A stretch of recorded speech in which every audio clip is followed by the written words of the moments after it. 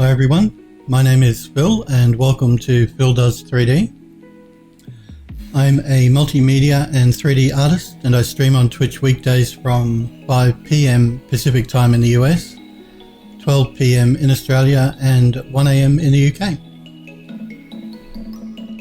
Let's pull up 3D Studio Max and load up our file we were working on last week, which is the garden terrace, where we should be able to finish the texturing today, so yay! I want to shout out a quick thank you to Leetness and Desti Music for following me on my Twitch channel. Thank you guys very much, I appreciate it. Hope all you guys are well. Making sure everything's working. Yep.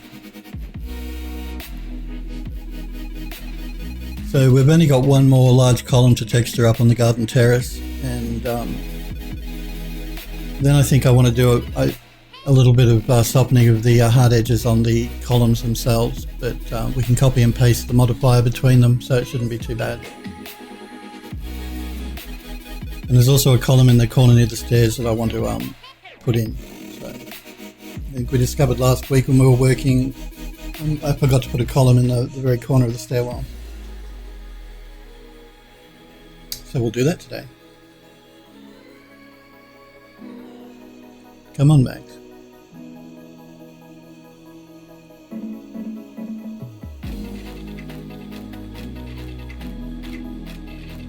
Okay. Let's jump into full screen view here so we can get a better look at the model. I'm just going to pull back a little.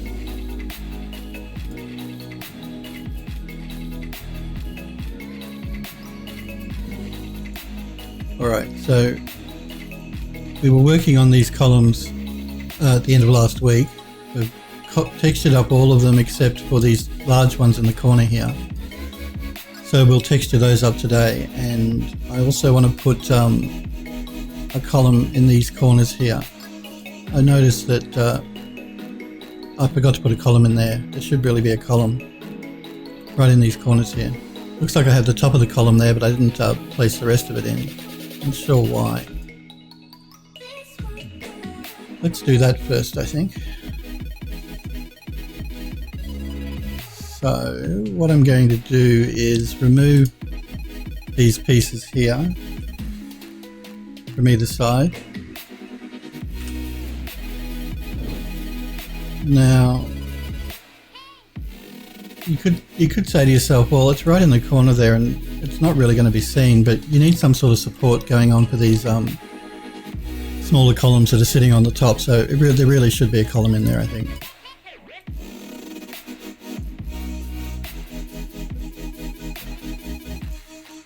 That's okay, it's easy enough to fix. Let's grab this column here. And again, I'm holding down the shift key and just dragging a copy out. Again, I'm going to have to jump into my utilities tab and copy the UVs across. So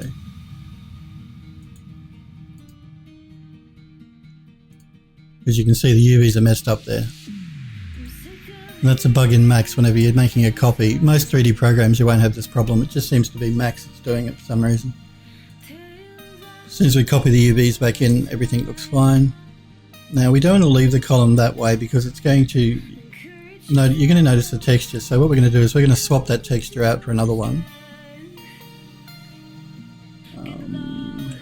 Let's go with, let's try this one here.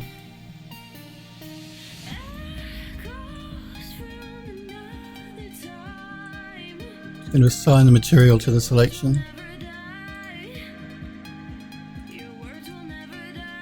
And double check that those textures are in fact different, and they aren't. So we'll choose another one. Let's go with this one here. And now we have textures that are different. Alright. Let's position this. So I'm going to pull it back. going to rotate it slightly.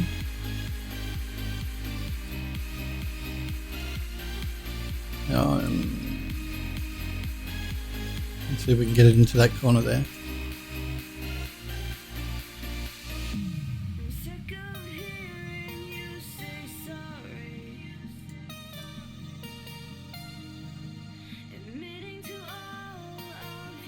And these columns actually sit underneath of the column on top, so we want to move it back.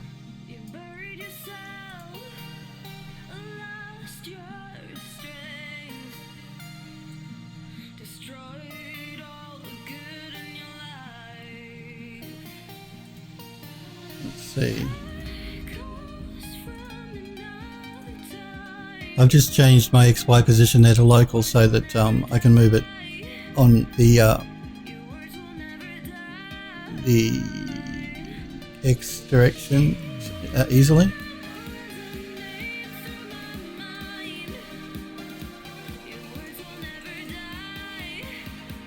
And again, I want to rotate it around just a little bit.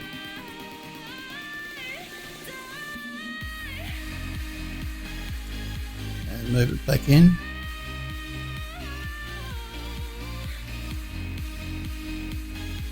I think that's better. It really should have been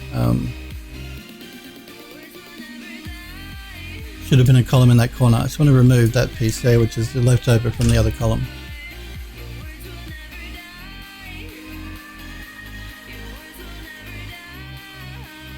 Alright. So we have our column in the corner there, so that's good. Just checking that it's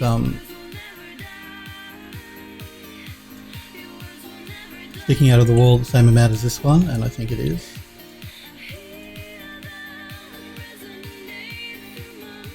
Yes, it is. Good. Alright. Again, I'm going to have that one piece of geometry here in this corner I've got to get rid of, and I know it because it's white and everything else now is textured up, so it's easy to spot.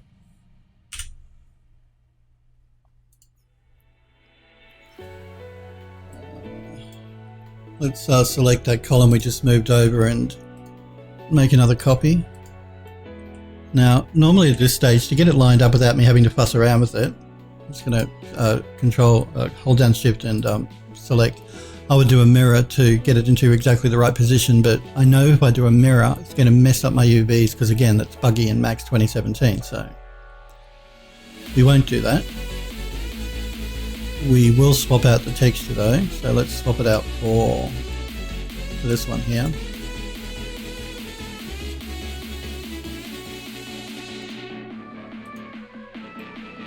And that's just so it's different. When you do a render and you see those two columns together, it won't look odd. Let's just move it over. I'm going to pull it out here for a second. And again, we've got our problems with the UV, so we're just going to copy our UV channel across again.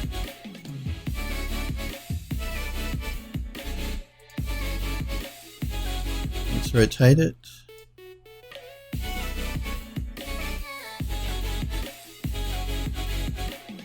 Move it into position.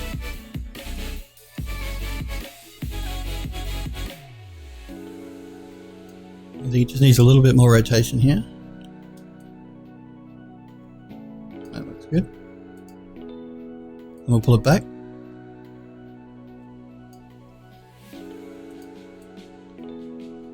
Alright. And again, there's just a piece of geometry here that needs to be removed. That's the old column top that we're replacing.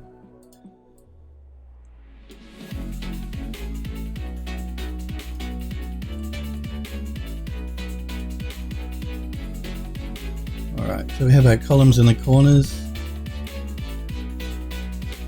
Every other one of those columns is textured up. All we have left now is this large column here. And as I was explaining last week, unfortunately we can't use the same texture and copy the UVs across because this is a lot wider than these columns, so the texture will stretch. We're better off painting up a unique texture for this, but we can use that same texture on the other column over here and just rotate the column 180 degrees if we notice a similarity.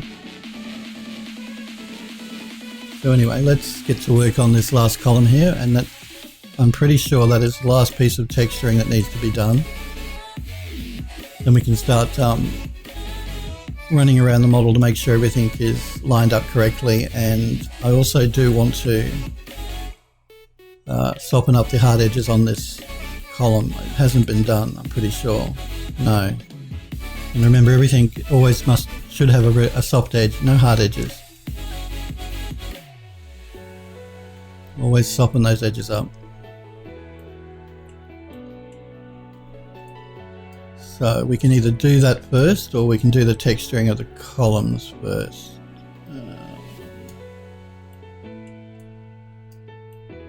Actually, what I want to do first is name my objects.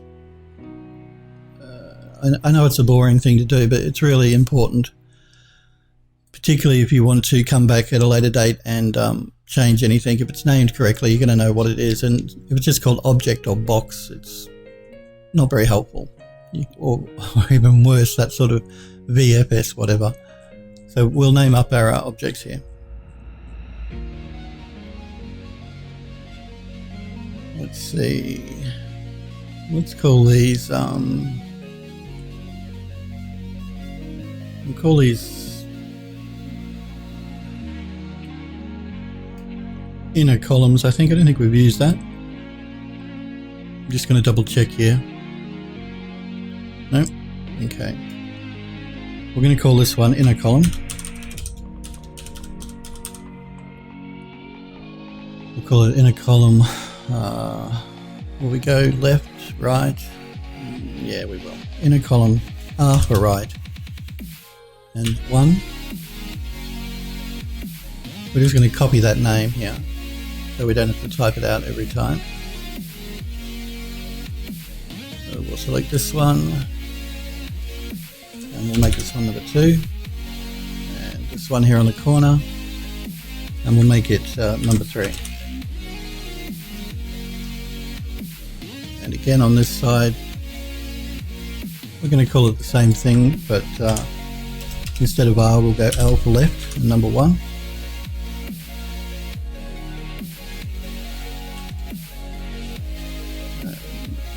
Number 2 is just here.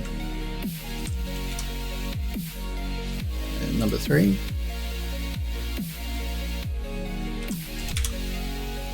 Alright. Now these larger columns that run around the outside of the terrace here, we'll just we won't go left and right on those, we'll just number them. So large column 1, 2, I'm just checking the numbering, the naming here to make sure it's all good.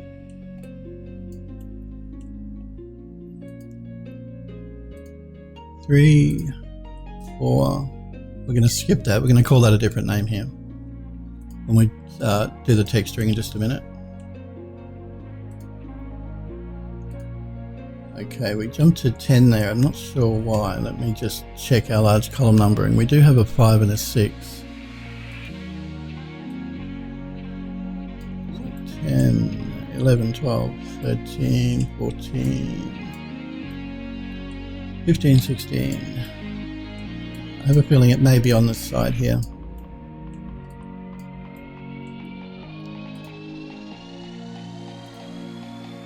No, that's number 9. Right. This is what we're going to do.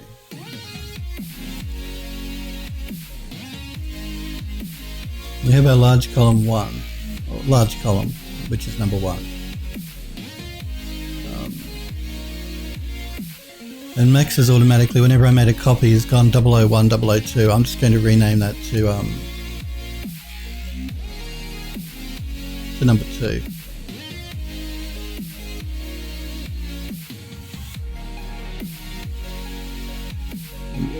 There are no problems with similar names here. I'm just looking through my list, so it should be fine. So we'll just make that one 2.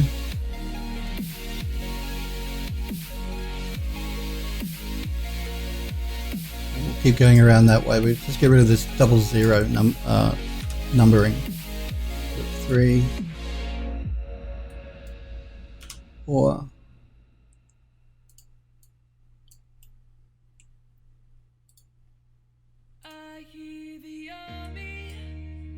5. We'll skip that until we texture it up. 6.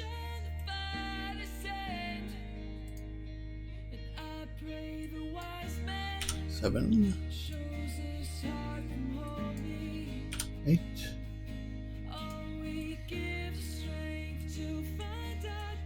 Move around to the back here so I can see my columns.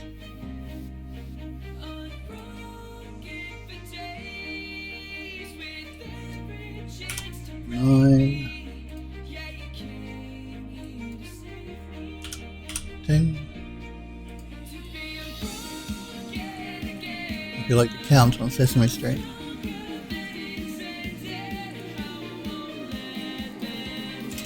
11.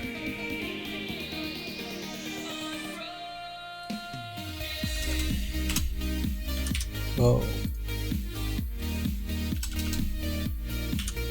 13.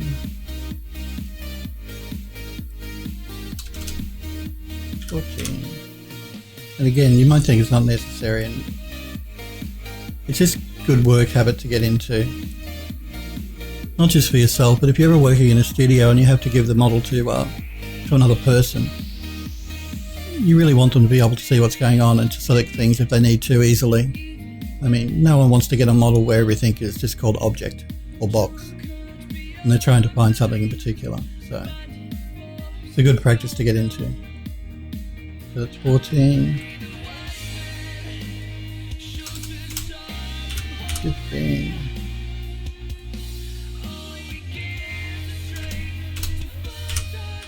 16,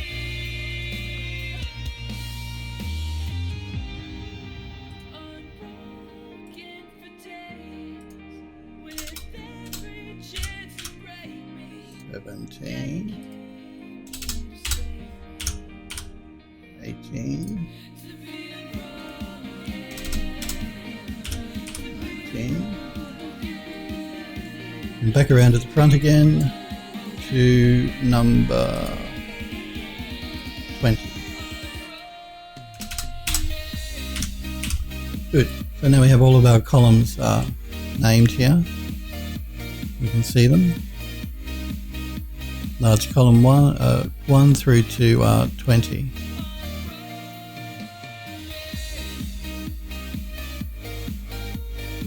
Alright. So we've named up our large columns, we've done the ones on the interior semicircle here. Let's quickly save our file, because remember, it's always wise to save regularly. You never know what might happen.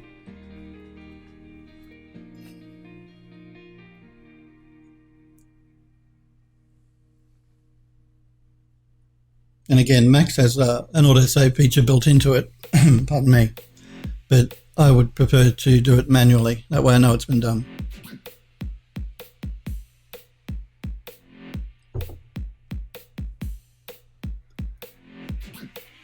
Normally it's quite quick, it's just that this model is quite large, so it has a lot going on. And as I was explaining before, when I create these models, after a while I'll increment the number up after a major change. So at the moment we're at Garden Terrace R14, we're for revision 14, and then I'll come back. At the very end of the modelling process here, I will save a version completely separated like it is now, and I'll save another version where everything is attached. I'll keep those two versions, and then I can delete all my revisions to save some space on my hard drive. It's also good that way if you ever want to, before you finish the model, want to go back to a revision to look at something or change something, or see what you did. It's a helpful way to visualize the change that you made if you can't quite remember. Alright, let's isolate one of these columns here. So we're going to isolate isolation mode. I'm going to collapse that stack just to tidy it up a bit. We're in edit poly mode here. I'm going to throw another edit poly down. That's because I want to copy the modifier across, and if I work on the base mesh poly I can't do that, so I'm putting another edit poly on top of it. I'm going to go into edge mode here.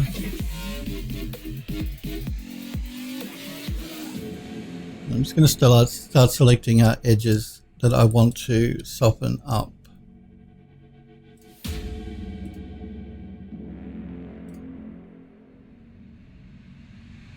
You want to take your time, make sure you get the right edge, like I don't think I did there. No, I didn't.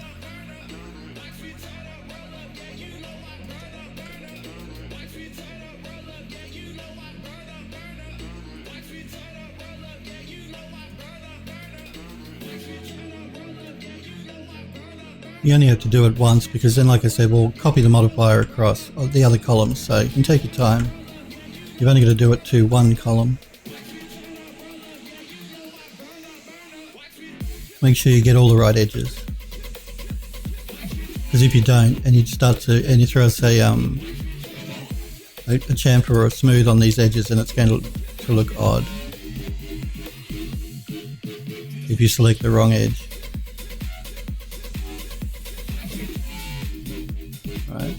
See what I've done there? That if I was to do a smooth edges on that, that's going to really mess the model up. So just take your time and make sure you select all the right edges, none of the wrong ones.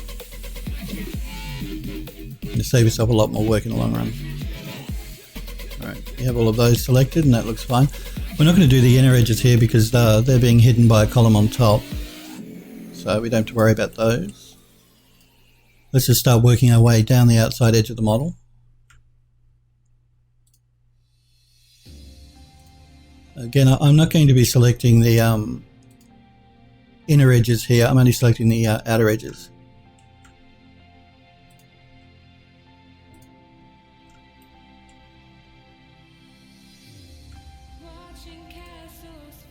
Again, I selected the wrong thing.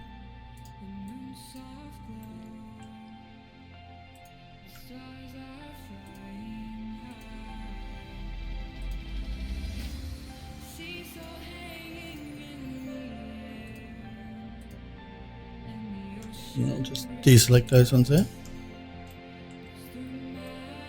This is a little bit more fiddly because we have these curved edges already on the model, so.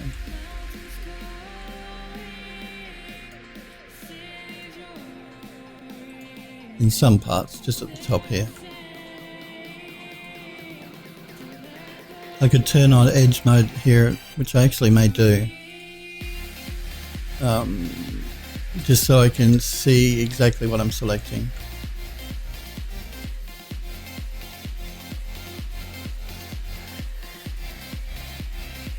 Get rid of that one there.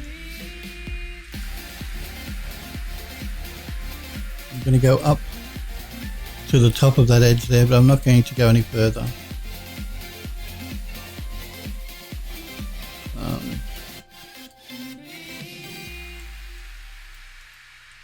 I'm just double checking I have the right height selected on each edge here. And I don't, so.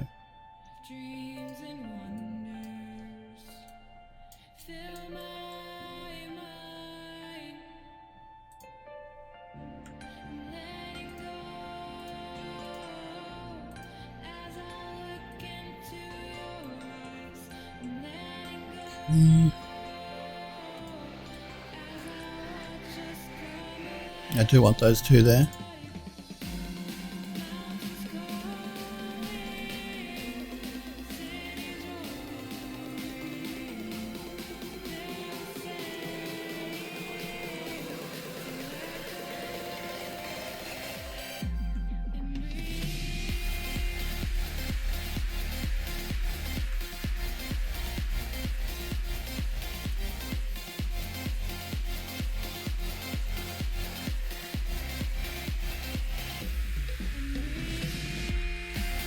Again, I could probably use a ring or a loop selection here, but because the geometry is quite divided, chances are it's not going to run all the way around the edge anyway, and I'm going to have to do it manually. So,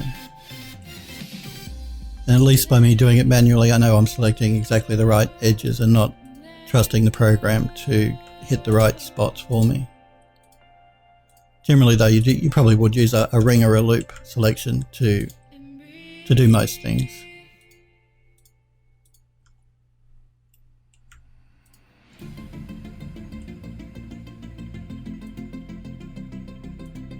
I'm just going to check that I have everything selected here. I have that edge, that edge, that edge, and that edge, so that looks good. Alright. Let's move down to the next run here. We want the corner. We're not doing the inside edges, only the outside edges. So we don't want that one in there, and we don't want the one in here either.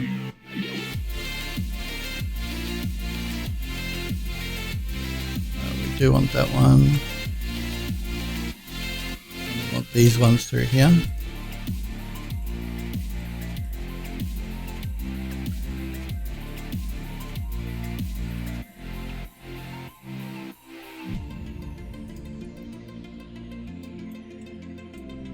Remember guys, if you've got any questions or anything you're not sure about, feel free to pop into chat and ask me. If I can help, I'm happy to. If you just want to pop in and say hi, that's cool. If you just want to watch, then that's completely fine too. Alright. Let's check the opposite side here. So we have the top edges and the corners. We haven't got this corner here.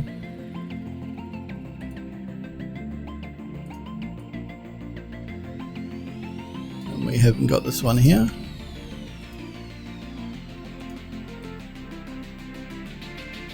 So open that, that looks pretty good. Let's jump down to the bottom edge.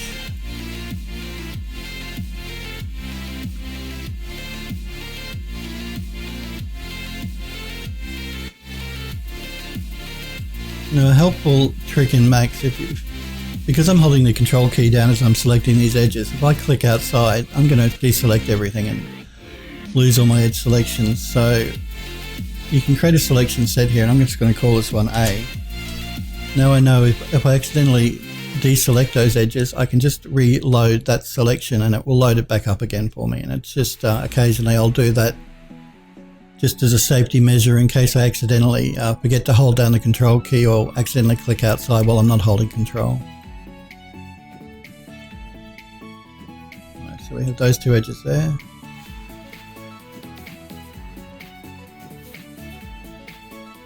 As I was saying, when I work online and show you guys my workflow, I don't use any shortcut keys, hotkeys or macros.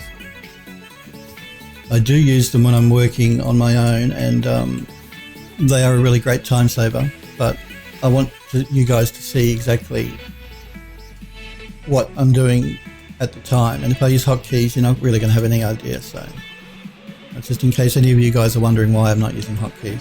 I usually do, but when I'm streaming, I always like to show people exactly what buttons I'm hitting to do what I'm doing. Okay, we have those selected. Let's select that edge and these ones in here.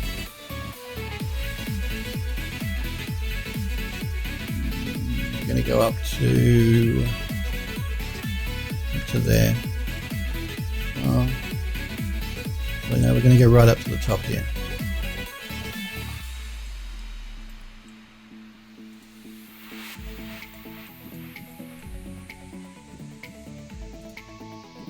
And I always prefer to do this edge smoothing after I've textured, because that way the texture will blend in better.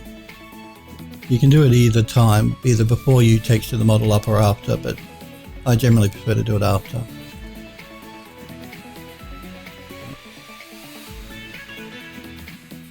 I must check that other side to make sure I got that small piece in there. No, I don't want that.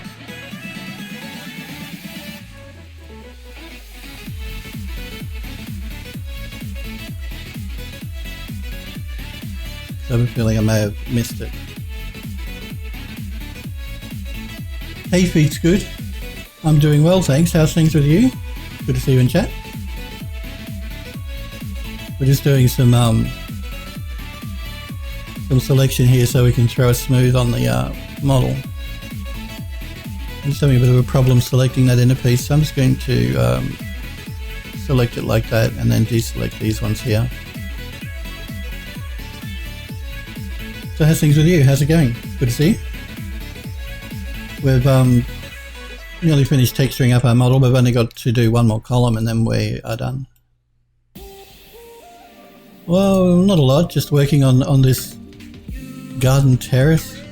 Like I said, it's nearly finished. We've only got to texture one more column and then the texturing side of things is done. But apart from that, not a lot. I saw Road 1 though, that was really good. Anyone that hasn't seen it, great movie. I was a bit worried because they're going off the main story, but no, it's really good, really good.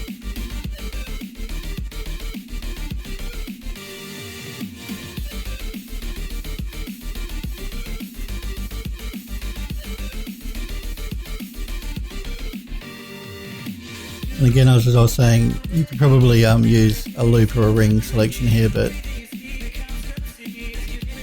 doing it this way, you're going to get exactly the right bit of the model that you want. Again, I'm going to select those and deselect these to get that tiny one in there. And again, I'm going to create a new selection set here called B.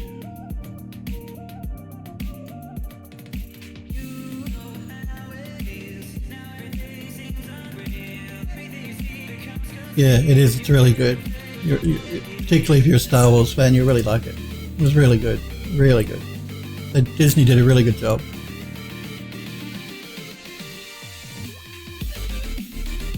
I've got to watch it again, I think. I have to go back to the cinema and watch it again because it was that good.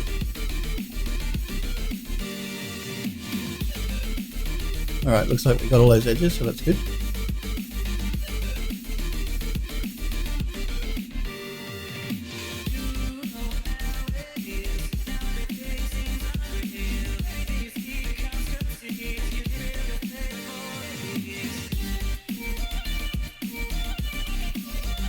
I've heard some people talking about the CG characters that they put in it. I didn't have a problem with that though. I think they did a really good job. They talk about that uncanny valley thing, but I didn't at the time even pick up on it, so I think they did an excellent job. And the story was amazing. I won't spoil it for anyone, but it was very good. Well worth seeing. Okay, so we have those edges, those ones. Okay, and again, this is fiddly work, but we're only going to have to do it once and then we can copy the modifier across to all of the other columns. So let's go doing the outside edges, remember, none of the inside ones.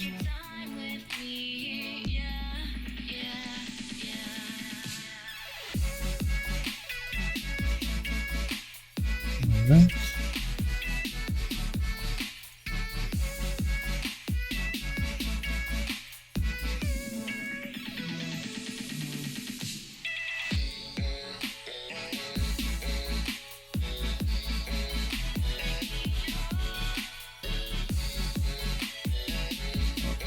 Wrong one.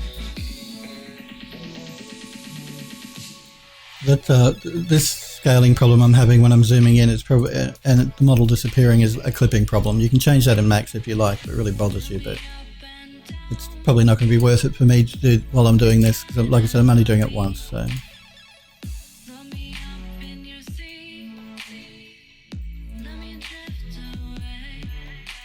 You can set up far and near clipping planes in Max, and that's what affects how close you get into the model before it clips through it or disappears. I'm sure it's like that in most 3D software, so. Let's select this bottom edge here.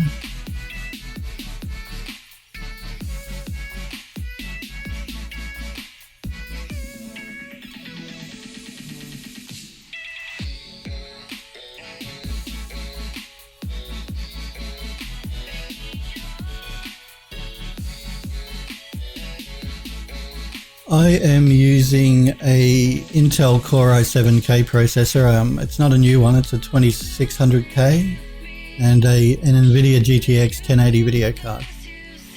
So just pretty ordinary. It seems to handle everything fine for me though. I haven't had a problem with any of my modelling work using the 2600K.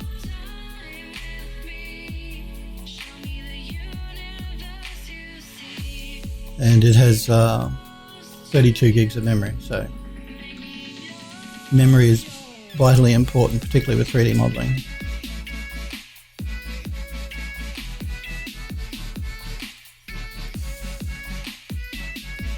So it's an 8-core, 8-core multi-threaded, hyper-threaded, whatever they're calling it, processor. And as you can see, it throws my model around fine. And you have to remember too, I'm encoding using OBS at the same time, and not a problem. So you don't always need the newest Intel processor to get work done. It's just memory is mainly the main important thing for 3D work. And also video work, because I do video editing of these, all of my broadcasts, and it helps with that as well. I'm just making sure I'm selecting the right edges here.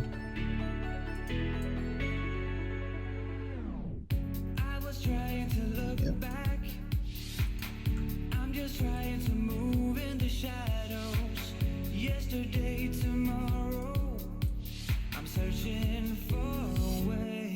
Those ones are right, those ones are right, those ones are right, and those ones are right.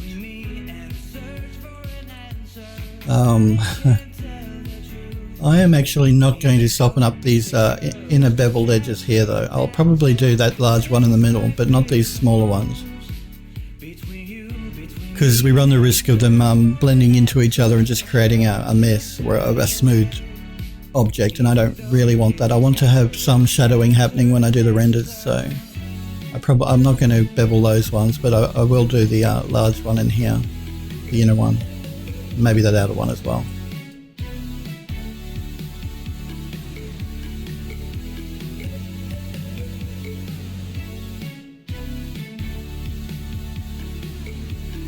We want that edge there, and that one there.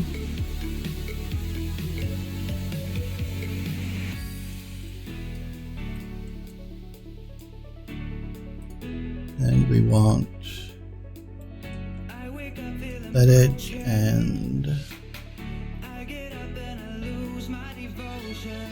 that one there.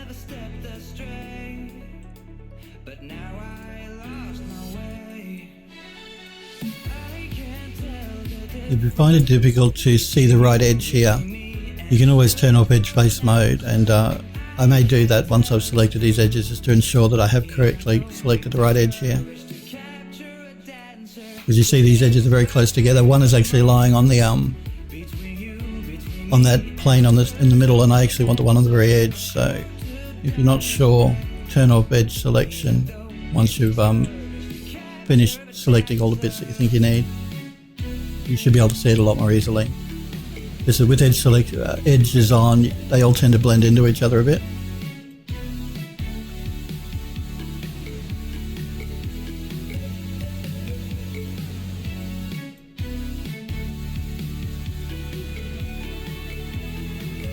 Okay, it looks like we have those all selected. And thankfully, oh no, we do, okay.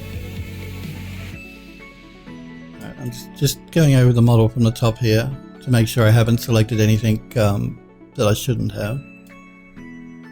And again, what I'll do is once I've selected the edges, I'm going to turn off edge mode, and that way I can see it a lot more clearly. We're nearly done with the selection. Let's just do the ones on the bottom, and then I'll look at the ones in the middle.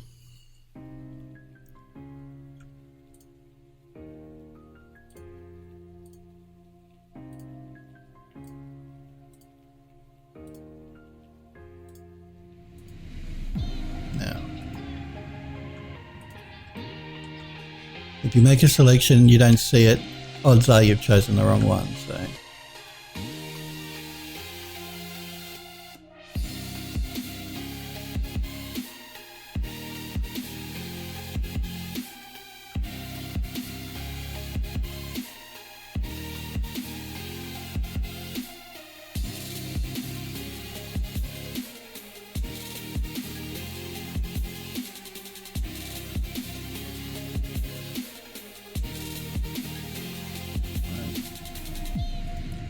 Let's just run around the outside here and have a look.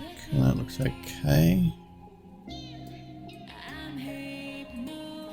Again, we're not doing any of the inside edges, only the outer ones to soften them up.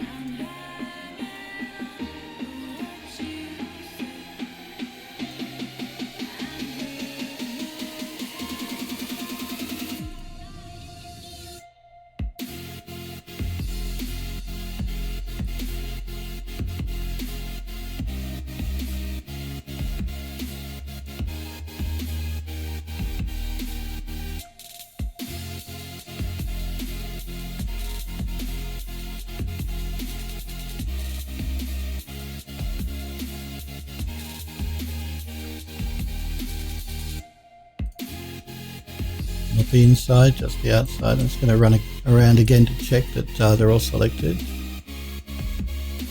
And they are.